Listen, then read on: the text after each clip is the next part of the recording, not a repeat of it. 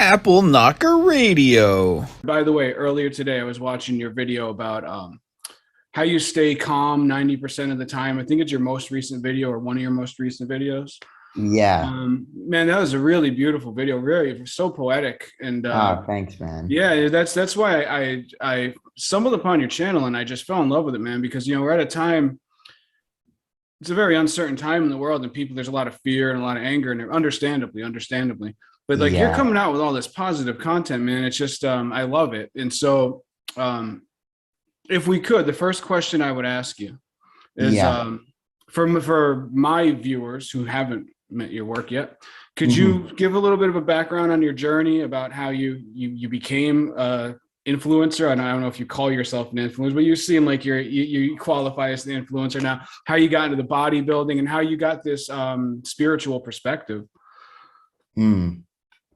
Yeah, for sure, man. Of course. Like, I mean, it's an evolution, and it started with, really just starting in the fitness niche. And I just wanted to share, like, I just wanted to share videos, like, purely because it was something that I had, like, because I'm 20 years old. So like the generation that I've kind of been brought up in YouTube's been around. Watching YouTubers, it's been a thing. And I did it just because it was a thing that I wanted to experience. And I knew that I enjoyed sharing and I enjoyed being on camera, always enjoyed being on camera. And fitness was just kind of my avenue to get into that.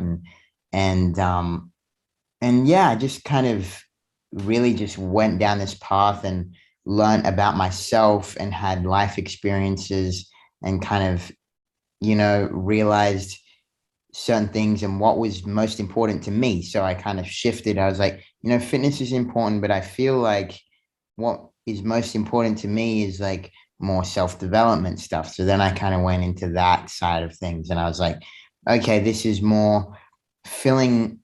I'm filling my cup more by doing this because I know it's helping other people more than fitness content, which was my view. But both serve people in their own ways. But that's what I was seeing through like doing self-development content. And then I was always kind of on, I guess, a bit of a more spiritual path. I kind of started meditating when I was like 16 or 17. It was just like something that I just really didn't share with many people just because it was just weird, right? And I had this weird, I guess, draw to it. Like I just was doing it like every morning, every evening, like just on guided meditation apps. And I was really finding how helpful it was, mainly, on a more mental level, because I was going through, like lots of insecurities to do with like my condition and being short and, having a lot of like physical pains. I'm sorry, what is your condition? Yeah. So I've got a form of short stature or like dwarfism, which is more commonly known. So it's called spondylo-epiphyseal-dysplasia. It's a bit of a tongue twister, but it basically affected the growth of my cartilage. So my bones are like strangely like normal. So I've got like normal sized hands, and my arms like are average size, but it's like my cartilage grew slow. So my torso is really, some aspects of my body are like shorter than average. So my torso is like the shortest thing. And basically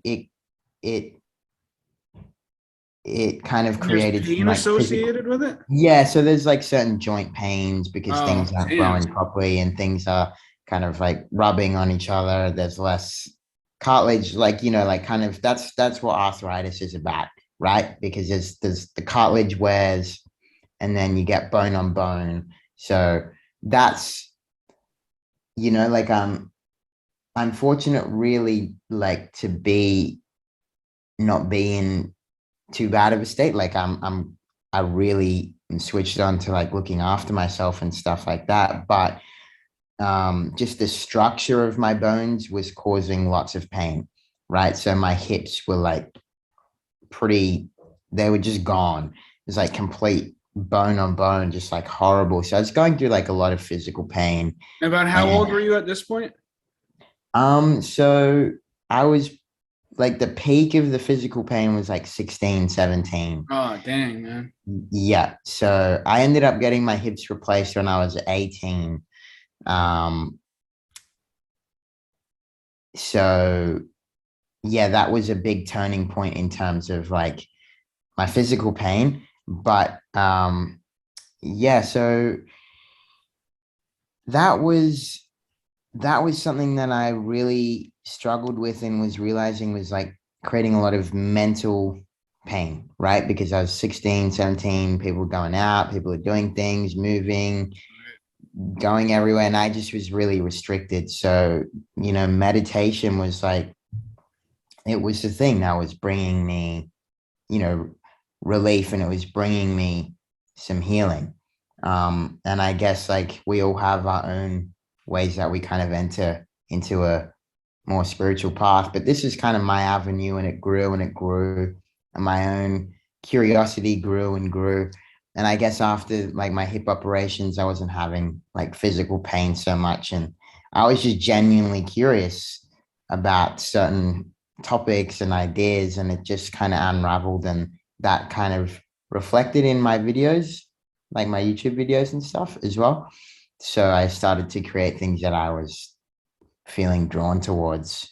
Do you remember your first video that took off? Um, my first video like that took off in terms of like Like views. views, Okay. 'cause you have a few videos that look like they've just gone no shit viral, man. I mean, I mean, I don't know what viral is classed as nowadays. Honestly, you could do like a TikTok video on how to draw a flower on your hand, and it's like viral. but that's a good point, man. I guess that's a good point. I guess going viral doesn't mean what it used to be.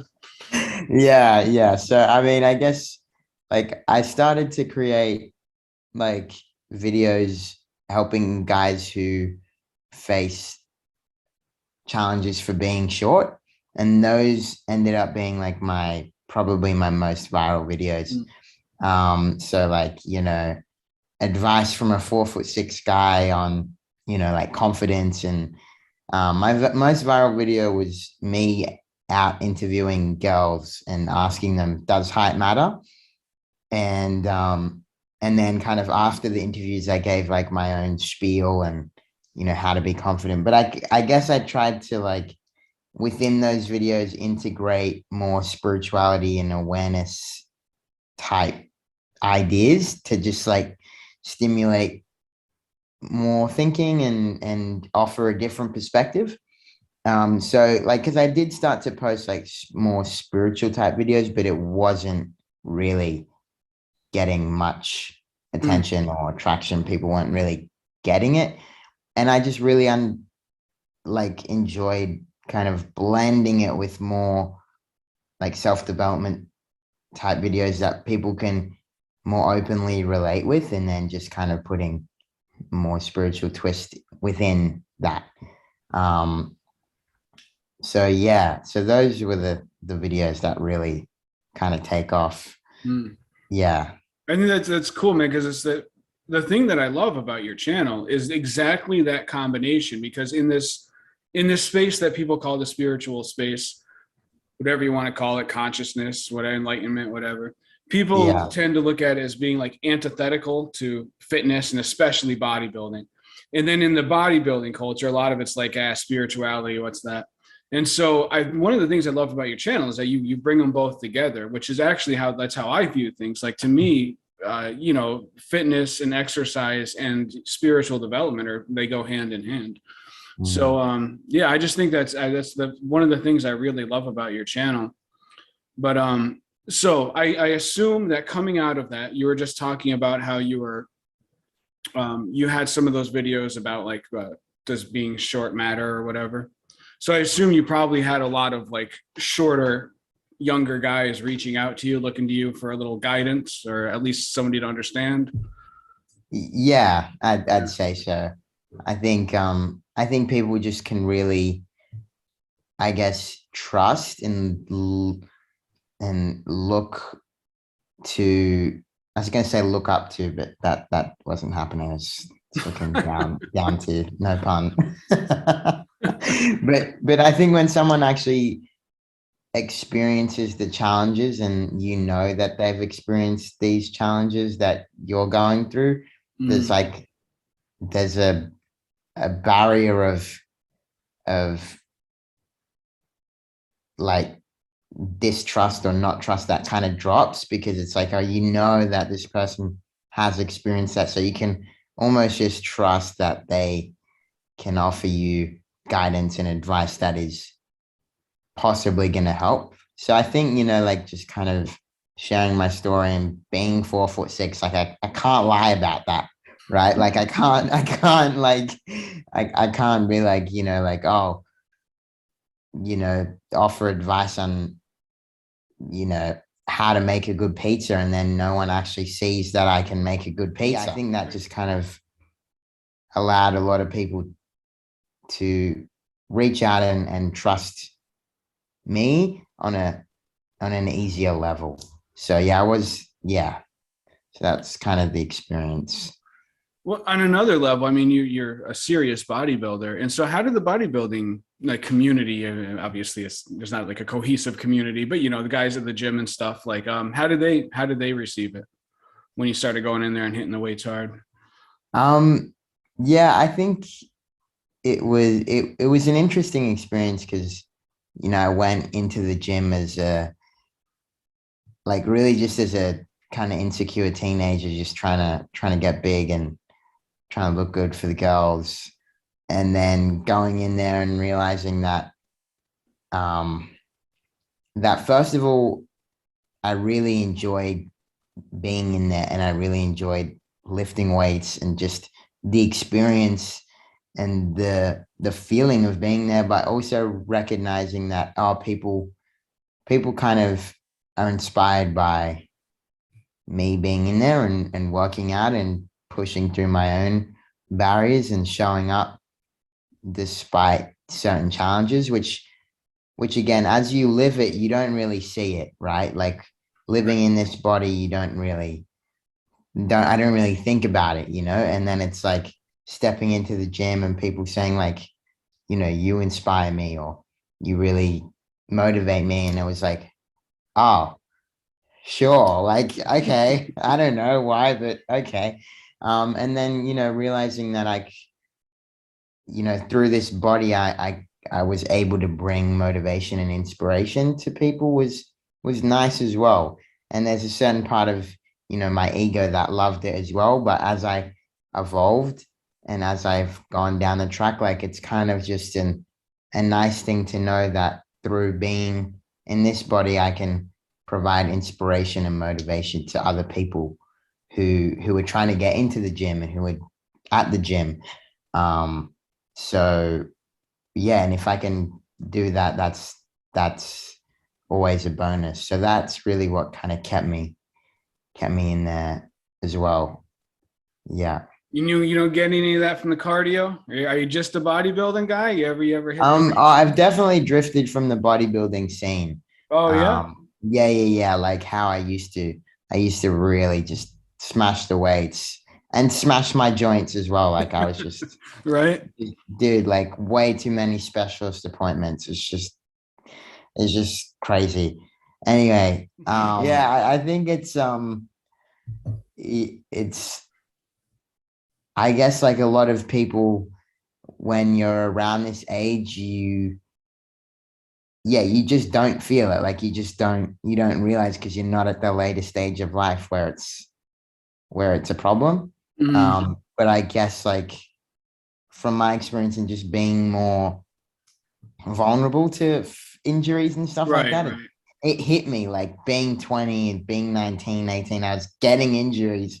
So like my wake up call was actually in the midst of the bodybuilding Oh yeah. stuff. So I was like, okay, well, maybe let's save myself like some surgeries down the line and just like peel off a little bit and kind of delve into other aspects of staying physically healthy. What So kind of yeah, stuff are you? What kind of stuff are you doing now? I'm really like just yoga is kind Okay. of plays a part in my routine. Yeah, cardio does, just bike riding, just moving moving energy through my body. And that for me at the end of the day is the most important thing is not like really how I physically look, but it's like how I'm feeling and how my energy is. So, even I had a phase of like doing Tai Chi and stuff like that, which I've kind of drifted off, but it's always nice, certain practices that just get energy moving through my body is like what I feel most drawn to. Hmm. And I'm kind of at a stage where I'm just trying a whole bunch of different things because I don't really have a set yoga practice or a set like Tai Chi practice. It's just like I'm just learning different practices and seeing what feels best for me. But yeah, energy and how I feel in my body is the most important now. Hmm. Yeah. I saw one of your, I think it was a recent video. You read How to Win Friends and Influence People. Yes. And So by some, recent, because you release your videos like in kind of big gaps, like it goes like a month before a video. So when I say recent, I think it was like 6 months ago or something. okay. Yeah. Yeah. Yeah. Oh yeah, I didn't even think that for you, that was just like 6 months ago. Like I just watched it, so it seems fresh for me, but you probably don't even really remember making it. But I gotta ask, how do you like the book? Yeah, the book it was good. Honestly, like I tend to forget books pretty quickly. But yeah, there's definitely things that resonate throughout that book. Um, but yeah, I probably need to go back over it. Hey, and go deeper into certain points. I only ask because I'm a big fan of that book. I love that book. Yeah, But all right, so this is the path that led you here, right? And you've kind of moved away from the bodybuilding a little bit, still into the fitness, still into the self-improvement. But a couple of the insights that you shared, I would really love to just talk about so that my viewers could hear them because I love them, man. The one that you were talking about where you were saying that when at a certain point in your life, if you walked by people and they didn't talk to you, you assumed it was because they were judging your condition. And then Mm. as time went on, you kind of got that out of your mind. Do you recall that, or at least that insight? Yeah, Yeah, could you yeah, talk about that a little bit? Because I thought that was really profound, man. And I've been trying to like incorporate that in my own mind ever since. yeah. Of course. It's I guess now from making that video, it feels like I look at that insight as like, it's really at the end of it all, it's really just your perspective and like an understanding, at an experiential level that the outside world is purely just a reflection of what's going on within you and within your own mind. So to me, like, yeah, breaking away from like thinking or breaking away from like almost the craving of knowing what everyone or needing to know what everyone thinks as well, like has been a big part of that insight, like thinking and needing to know whether that person who walks past me is judging me or not. Um, and assuming that they are, but assuming because I had that need to know what they were thinking as well. So like I guess yeah, just like surrendering to people's opinions and actually also experiencing that majority of the time what you think about what they are thinking is majority of the time wrong. And really just liberating like ourselves from assumption, right? Like, and just purely just, like if someone does judge you, most of the time you're not going to know because it's happening on a mental level. But even if it does happen on a verbal level and you find out, it most of the time it just is what it is, and so be it. But yeah, most of the suffering that I had was from me assuming that people were judging me and actually not experiencing them judging me. It's just my own mind, my own games. And so breaking out of that was just a very liberating thing for me. And like just being like, hey, you know what, you really just don't know at the end of the day. And like where I put my awareness and where I put my energy is the most important thing, right? So if I'm walking down the street and people aren't looking at me, okay, well, where am I going to put my energy? Like, where am I going to put my attention? Right? Like, we only have one awareness, one point of focus that we can. I have millions, billions of places I can point my awareness and my attention to, and for me, it just wasn't worth putting my attention on this friggin' mess of thinking that people were judging me, and just moving that into really just the present moment and putting my awareness to that, because that's for me like the most liberating thing when I'm actually not thinking and when I'm just being in the moment, which is easier said than done, but still.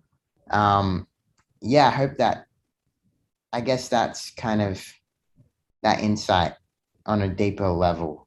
But yeah. No, man, that Yeah. is really profound. Like I've Yeah. watched that video multiple times and thought about it.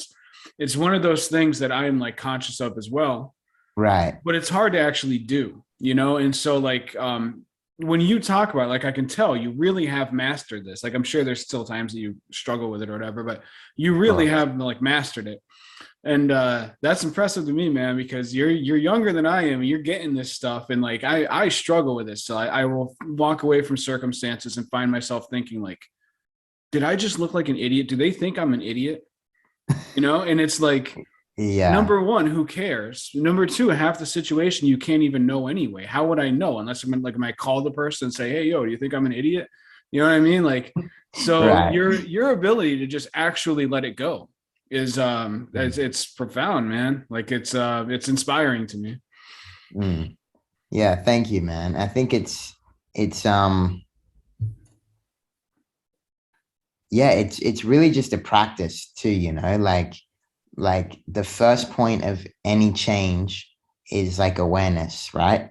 Like being aware that you are, you know, constantly thinking about whether people are judging you or not is like the first step. Always the first step is like just being aware of that. And then I guess like it's just a practice of constantly being aware, and you just build from that too, right? Like you just like, okay, well, why am I so ingrained in this thought of needing to know whether people are judging me or not? And then it's just kind of a path that naturally evolves too. And you need to be okay as well with like being stuck in that thought of needing to know or worrying about people's judgments. Like you need to be okay with that as well. Like I've definitely found like part of my spiritual and healing journey is like becoming aware of certain patterns that I have in my life. Like it's, worrying about people's judgments, and then having this like need to resolve that and need to heal that, which is unrealistic to do it in a certain short time span. Like it's first of all being aware, and then second of all allowing the natural process of that changing to occur, and not needing for it to be be healed or changed straight away. So yeah, really it's like just being aware, and then just having the self-love for yourself to be like, this is where I'm at, right? Like I have videos on social anxiety, and I have videos on all these certain topics, and I still have these problems in my life, right? And but it's just a thing that I just need to be like, hey, you know what, like that's okay, like that, this is where I'm at, like, and in that it shifts too, right? Like when you actually accept that you've still got this thing or whatever, then you're actually being open and you're allowing yourself to change because you're accepting. It's like almost all these doors that you need to open to allow change to happen, but you're trying to like open another door when you haven't even passed through this door, and you just keep hitting this door, right? So it's like all these doors that you move through, and acceptance is like a really big one. It's like being like, okay, well, if I have social anxiety, like for me, like a thought that always helps is like, if I have social anxiety forever, or I have this fear of judgment forever, I'm okay. Like I need to be okay with that first to then move through that. And that for me, I feel like allows a lot of space for healing and for change to occur as well. Yeah.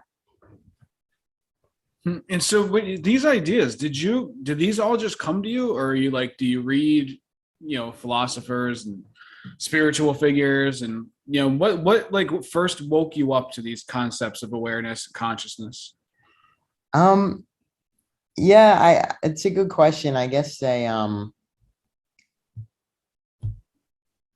just listening and hearing watching certain figures, and hearing certain ideas would like resonate. But the biggest thing for me is like, especially recently, is like actually experiencing these certain ideas, and these things, some of them just come to me, some of them, I learn from certain people.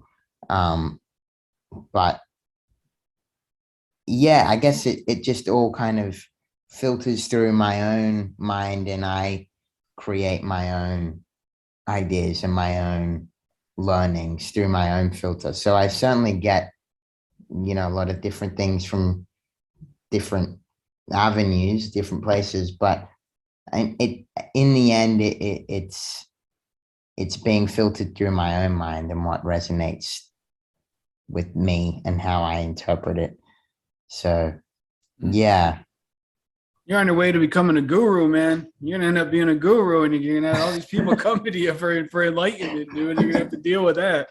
You ready for Yeah, that? man. Well, I think we're all our own gurus, like that's where we're at in the world, is becoming our own guru, right? And not like that's the pinnacle in my perspective. That's one of the most pinnacle states of being a human, is being your own guru. And like that's what we're here, like that's all the universe wants you to do in the end, is like be who you are and live through your own views, your own way, right? Like that's you're the only one in the whole entire universe with who is you, right?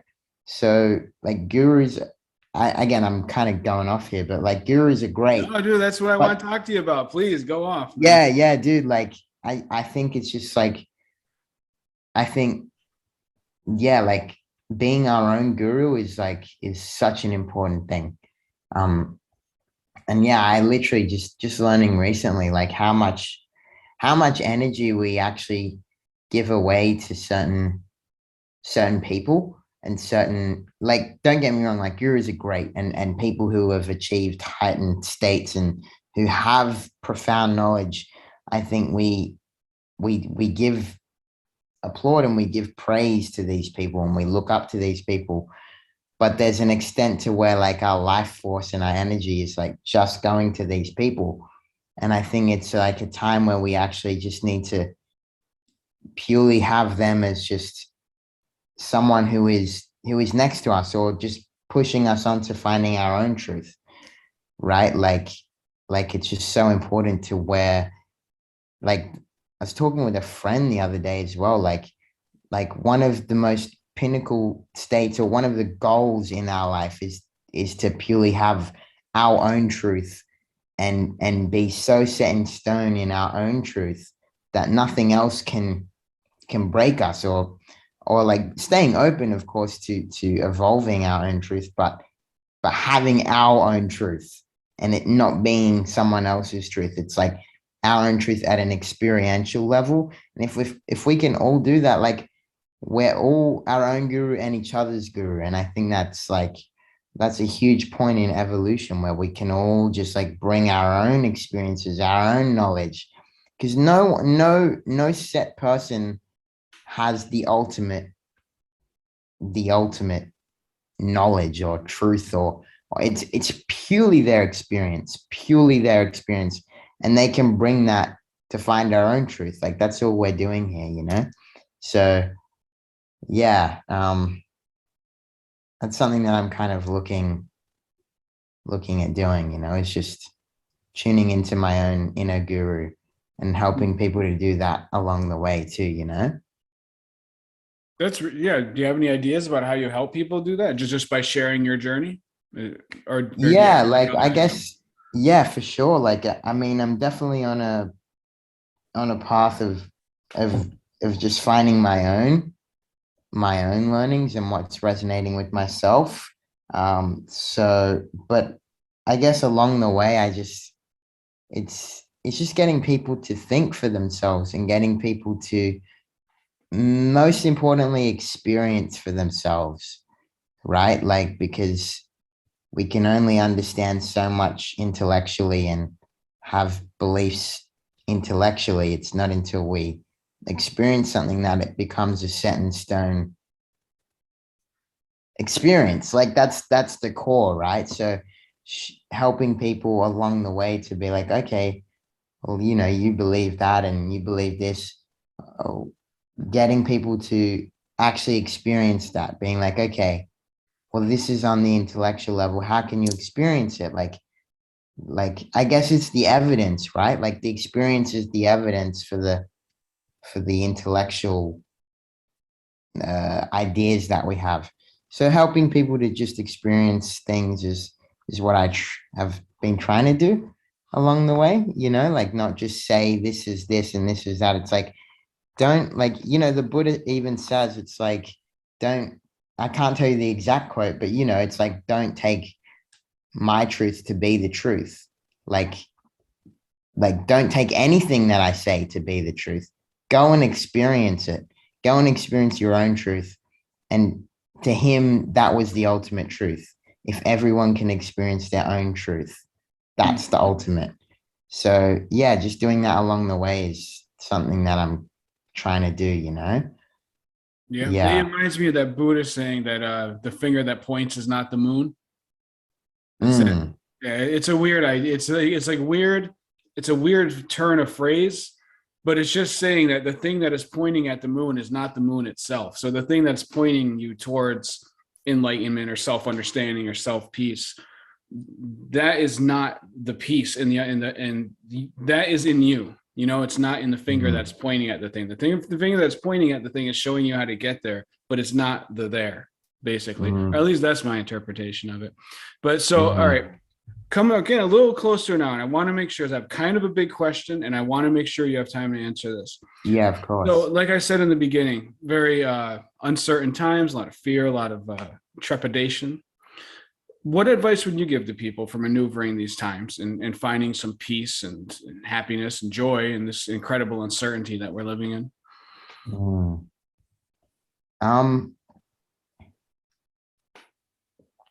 I guess it's just,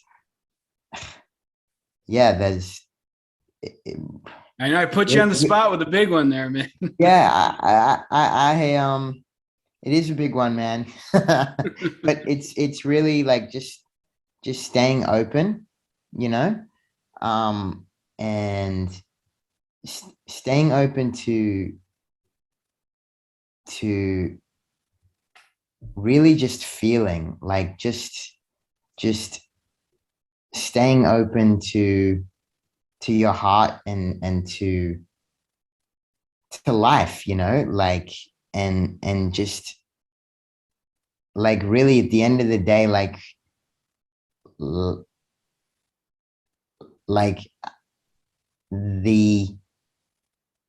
the highest our highest good, our most pinnacle experience of life will unravel if we're listening to our heart and if we're tuned into that.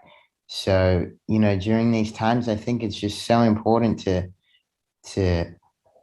you know, just like having a practice or having people that bring us into our heart, like things that really take us there, you know, things that aren't distracting us, things that aren't numbing us, things that aren't bringing us here, like things that are taking us, you know, here into our heart and into this moment is such an important thing. And not really trying to think too much about you know how to overcome this fear or how to like you know be more joyful or be more loving, like just like dropping in and allowing that to unravel and trusting that will just happen and not putting too much energy in needing that to happen, because sometimes we do need to just feel this fear and we just do need to feel these things, because like behind all this is like these are our teachers, right? Like fear is the biggest thing, is like what fear is there because what is behind fear is our ultimate truth, right? That's so you know, kind of playing with these feelings and these uncertain times and dancing with it, right? Not shying away with it, like opening up to these uncertain times, because you know life's always going to be uncertain. Every single moment is uncertain. And if you can do it in this moment, you can do it every single moment. So um, for me, that's just what's really helping me is just staying open and just continue to like unravel your truth and your heart and just keep dropping in and having, you know, practices, meditation practices, yoga practices, whatever it is, being in the gym, whatever, like whatever brings your soul essence out, and just like keep doing that, have that going. But yeah, um just play with the uncertainty, dance with it, don't shy away with it, because it's teaching us something. It's teaching us, everything's always teaching us. And yes, far out, like it's hard times, like these are insane times, Yeah. but if we can dance in here and we can be open to these times, like I think like doing that, but not expecting anything in return as well. Like just purely dancing and purely staying open to it. And whatever happens will happen. Right. But in that, you know, it's where the magic happens, is when we're open and when we're not closed off or even expecting anything by staying open. Because if we're open and we're dancing in these uncertain times, but we're only doing it to expect a certain outcome, and we're not actually opening, and we're not actually dancing, we're expecting things. So yeah, like whatever we can do right now we can do anytime.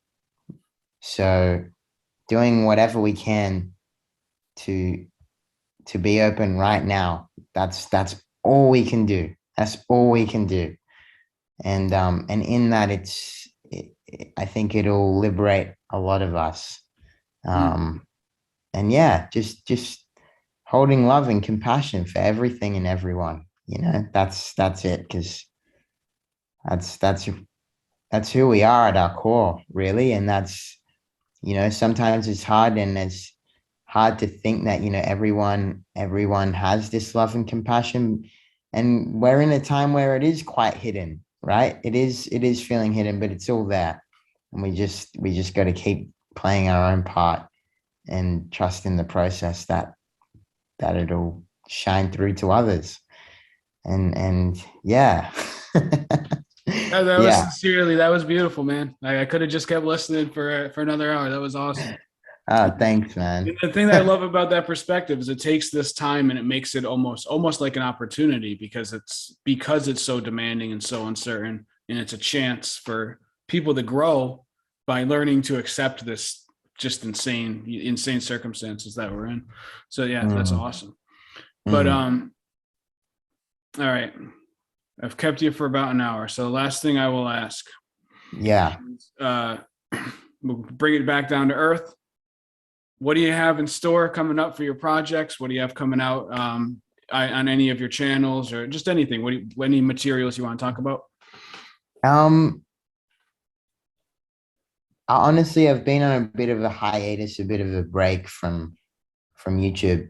Um, but I'm really just allowing it to unfold, nothing special is in the play. Um, you know, um, I guess it's yeah, when a video will come, and an idea will come, it will come, and I'll share it. But yeah, really nothing. Hey, just like moment by moment, just trying to, and just definitely at a stage of just like learning. So that's where I'm at, and if I can share on this learning path, then I will do that. But yeah, nothing special in the works. Um, but yeah, I mean, if you, I'd be very curious to hear what what what kind of lies on your heart when it comes to that question before of, yeah, like what would you offer? What would you offer to people in these uncertain times? I'm not sure if you've shared before or not, but I'd be, No, I usually don't really share my thoughts about those things because yeah, the people that I talk to are the people who know what they're talking about. yeah, of course. Yeah, I mean, I think I look at things very similar to the way that you do. That we have like is actually, during the lockdowns and all that, which really were not. They didn't make me very happy, and I won't go into that because I don't like to get in anything political. But Yeah. I was really not happy with the lockdowns. To the kind of crushed me like psychologically and Mm. emotionally to just see that. And yet during that period, it was incredibly productive for me. Like I got myself back in a really good shape. I earned a whole bunch of certificates, and it was like honestly, it was one of the best years of my life if I'm looking at it in terms of what I produced and what I created and what I became. But so I do believe that you ultimately are in control of yourself in the way that you use your mind. Yeah, of course. Yeah, it's I guess, yeah, in the end, it really just feels like doing what we can ourselves is just like the most important thing. Hey, like it, in that, sometimes the external world, or most of the time the external world does change, right? But it's like,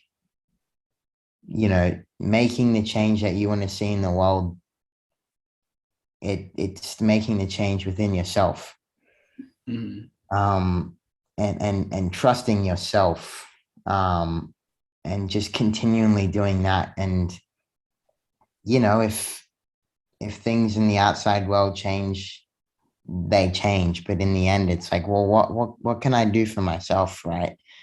And how can I change myself, because that's the only thing I can control in the end. And if I can do that, then that's it. That's that's it. And I think there's great fulfillment in that. Um, but yeah, I hear what you're saying as well. And I think it's important to be real, you know, and Right. not like be airy fairy with everything. And be like, you know, the world it's pretty messed up, right? But again, my beliefs is, you know, everything out there is just a reflection of like what's going on within us. So like if I can change what's going on within me, then I'm changing the world. And it's just person by person. And if if I do it, that's my job done. Like if I do it for myself, that's all that matters. And and yeah, um, yeah, I guess, yeah, that's it. It's an important one. I thought I'd share as well. No, that's a great reminder, man. And that is what, like, I've been struggling with myself. So it's like narrowing your ego and being like, you can only do so much. You have a very limited sphere.